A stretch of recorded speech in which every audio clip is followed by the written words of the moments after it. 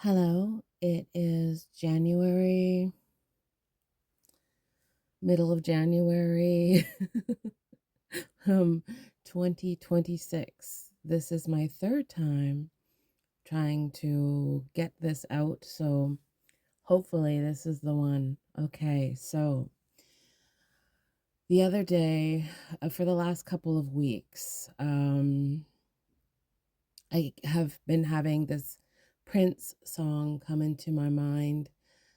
It's pretty obscure. Like I liked Prince, like I grew up with Prince. I used to watch him, but it was mostly the hits that I didn't really go into too much of his work, his body of work, but always could tell the artistry and how much he cared about what he did.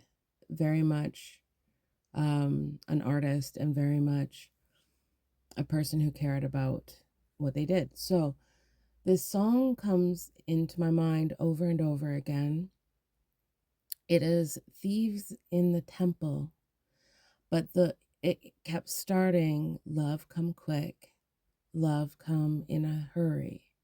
There are thieves in the temple tonight, okay? I was like, okay.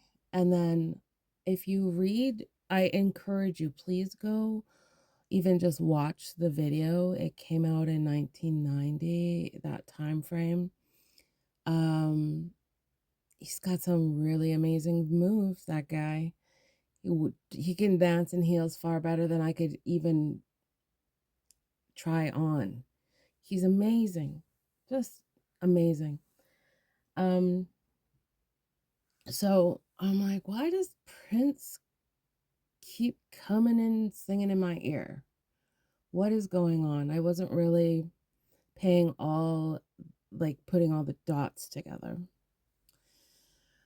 So then I had this memory of also another time, just random, just across my mind, this interview that he did in the 90s where someone was asking him why he liked to live where he lived. It's such a cold place. It's just like kind of, it's not LA, it's not New York, it's not usually where artists live.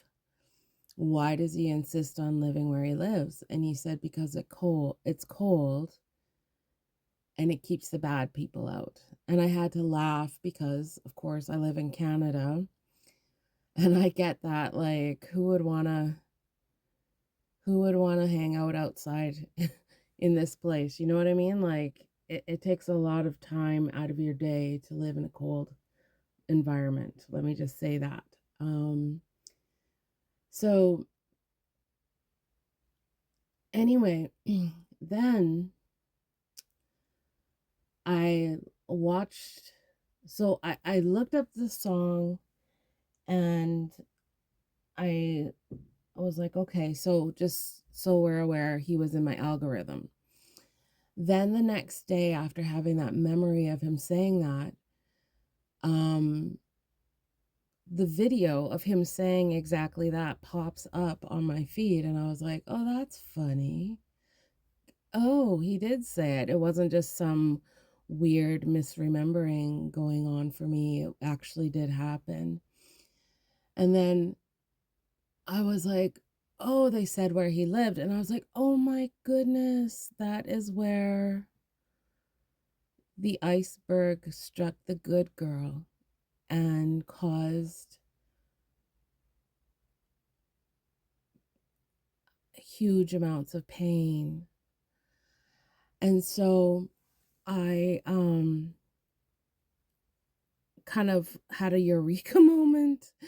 And I just was like, okay, well, if you want to show me something, show me what's going on for you. I was talking to Prince. Um, just sort of like show me what you're up to. And I just saw pictures of him sort of in the streets, in the traffic, in the, like witnessing, sort of standing and watching as things were happening in his beloved city. And I was like, Oh, okay. So, and also like in despair and also in prayer, in deep prayer, love come quick, love come in a hurry. There are thieves in the temple tonight. So I was just like a lot amazed. And then I was like, okay, well, I'm going to put this out as a comfort to anyone who needs to hear it, sort of thing, who believes in such things in the next realm or whatever. So I was talking to a friend of mine who lives in America and who is an artist, a beautiful artist, and he also is like a medium as well. And I was like, I wonder if I should share this story with him or not. And then I was like, I just felt like I wanted to talk to him. So I was like, I wonder if I should share this with him or not. I'll just keep it to myself. And if it's meant to come up, it'll come up in conversation. So he and I were talking about Robin Williams. And then we were also talking about a Canadian author who I introduced him to, Robert Munch, the gentleman who wrote so many books and is so famous around the world for his I Love You Forever book. This is a book that he wrote in honor of a couple of his children who did not make it past birth. So it was sort of an ode to his babies. I love you forever. I'll like you for always. As long as I'm living, my baby you'll be. That book. And then how I said about how this author of ours has a plan for his departure because he has Lewy body dementia and Parkinson's and stuff. So while he's of sound mind, he's made arrangements for letting go. And he has 50 years of books. Like they're going to release a new book every year for the next 50 years, because he's such a loved figure in Canada. And so this is what me and my friend were talking about. Like, and then all of a sudden my friend goes, "Oh, Prince, he had a really amazing amount of work left over after he passed away." And I started laughing um out loud at my friend, and he's like, "Whoa, what's going on? What's up?" And I said, "Well," and then I explained all this stuff that's been happening with Prince, that song and everything, and what's been going on in the country and specifically in that state and city. And he's like, "Well, have you ever looked at my picture of him?" And I said, "Yes, it's beautiful." And then I said, "I wonder if I may, if I might, could I use your portrait of him in this video?" So this picture has been created by the amazing Chuck Dransfield, and I'll leave a link to him, his work. If you want to see other works of art of his, he's got a wonderful portfolio that you could go through.